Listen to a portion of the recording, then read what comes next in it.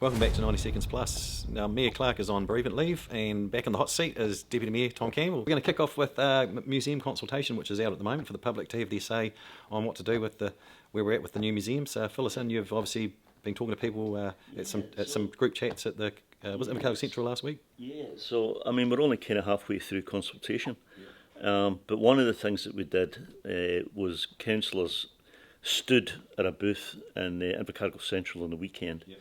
And ambushed people as they were walking through and asked them what they thought.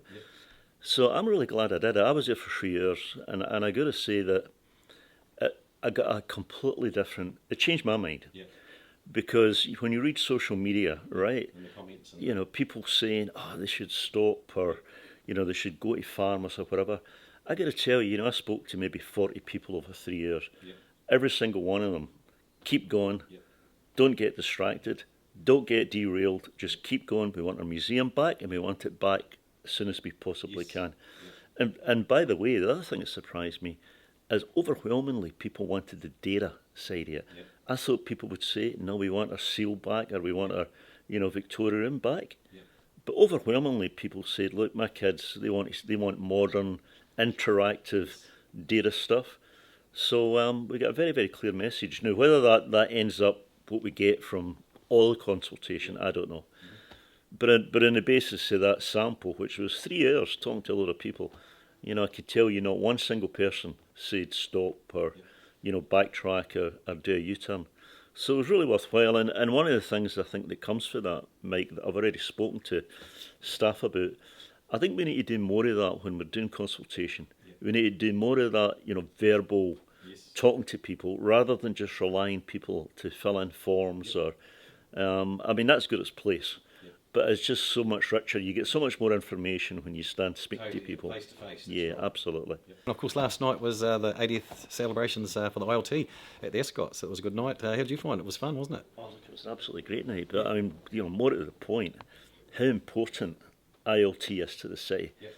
Now, it's 8 years ago now that Swords was written. One of the questions we were asked was to look at whether ILT was a benefit to the city or if it hindered the city, because there was that view that here, look, old-fashioned pubs and look, it took us 5 minutes, right, to figure out when you did the numbers, the value that the city gets from ILT is unbelievable. And I think the question about old-fashioned pubs and so forth, when you look at what they've built at the Langlands, particularly if you go up to the rooftop bar, or if you eat a meal in Meld or whatever, I mean, it's just fantastic. So, look, it was really good to be able to celebrate that last night, 80th anniversary.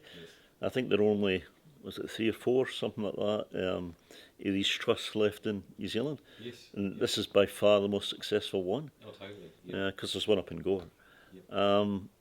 But they're a great asset to the city. The amount of money they put back into the city is incredible. And as a former customer, because it's been 6 years now since I've gave up the booze, I have to say we're spoilt down here for price, because a lot of the naysayers go, "I'll be getting ripped off" or whatever else, but we're not. I can speak from experience that some of the cheapest alcohol in New Zealand is down here, considering, what I mean, and the choice. I mean, and I don't think it's a bad thing that we don't have it in supermarkets. I think it's probably a good thing in a way. And again, that money stays here rather than if that money was, as I said, where they're selling it bottle shop. Oh, stop. Sorry. 3, 2, 1. That's the great thing about the money stays here and goes back out into the community and funds so many things. We're the envy of other cities because we've got the Community Trust, South, and then we've also got ILT. And with between those two organisations, they certainly put money back into our community. Yeah. Well, if you need to go to the supermarket at, open at midnight to go and buy a bottle of wine and there's something wrong. That's right. No, they're a great asset. The council are moving. We're on the plan to be on the move very soon, which will be good to obviously free up this building. So hopefully they can offload that rather than spend 20-something million trying to fix it. But it does bring the question long term again back to what do we do with the councils? You've got city councils going to be spread across a level in H2R Tower, and then upstairs in Invercargill Central, and then you've got Southland District. They're placed across 3 different buildings around town. So from a productivity point of view, it can't be that good. But I guess it gives us, 5 years now to start thinking, planning what to do with the councils. Yeah, no, that's right. So we had in plan $21 million to spend over the next 5 years on this building. But when we looked at it, and I actually told you this when I spoke to you last about 3 months ago, so you heard it first, actually. So when we looked at it, it was just throwing good money after bad. Right? I mean, this building, would probably make great accommodations, maybe student accommodation or something like that. But there's so much work to be done on it. So rather than us spend that money, we thought, well, what we'll do is we'll see if we can find a place that we can move where we can avoid having to spend that capital. Of course, Invercargill Central, we partly own it, so we're paying a lease on it, but we get a lot of that money back. That's right. So and the reason it's temporary, I mean, it could. Let's be honest, it could be we end up permanent. Who knows? Could be. But the reason we're talking about it being temporary, or the main reason, is because this potential consolidation of the 4 councils, right? So if you look at what might happen through that, and there's a whole range of possibilities, but if you look at what might happen there, it's quite possible in 2 or 3 years' time, we're looking for a building for twice the number of people that we're moving at the moment. So in that case, if we're looking for a much bigger building, or if we were even building something to do that, then we'd want to be able to do that without having a long-term lease hanging over us. So the idea of moving temporarily, part of the reason is because, I say, it might be that through consolidation we're looking at, a building for 700 or 800 people rather than, 200, as we are at the moment. Obviously, you covered sort of the building and relocations, but so what's your thought on the whole, was it amalgamation of the councils long term? Well, I think, look, if you look at rates going forward, Mike, the huge pressure on costs. Rates are going to keep increasing, and councils have got to find a way of funding that from within.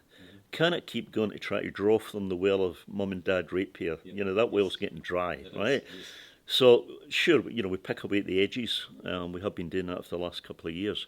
But if we want to make a real step change in costs, the way to do that is to consolidate the councils. So, I mean, there's different ways you can do that, different combinations. And, Invercargill City Council's never discussed this, so this is just me talking personally rather than for council. But I think there is an opportunity to save significant amounts of money by maybe sharing accommodation, certainly sharing the staff, because obviously if you only had, say, one unitary council for the whole of Southland, you'd have one chief executive rather than 4, you'd have one CFO rather than 4, and so it works through the organisation. So there's huge potential for that. Now, on the other side of that, if you've got one unitary council for the whole of Southland, you start to lose a bit of democratic voice, because people are not as close to their councils as they were when they're a bit more local. So you got to get a balance between the two. You'll have seen SDC, Southern District, propose maybe there should be 2, one for urban, one for rural. That's a possibility, but there are other possibilities too. But I think it's very, very likely it should happen that something happens with the councils that allows a step change in council costs. Otherwise, rates will just keep going. And that's 90 Seconds Plus for the week with Deputy Mayor Tom Campbell. Now, make sure you click the link and go and have your say on the consultation process for the new museum. Till next week, see you later.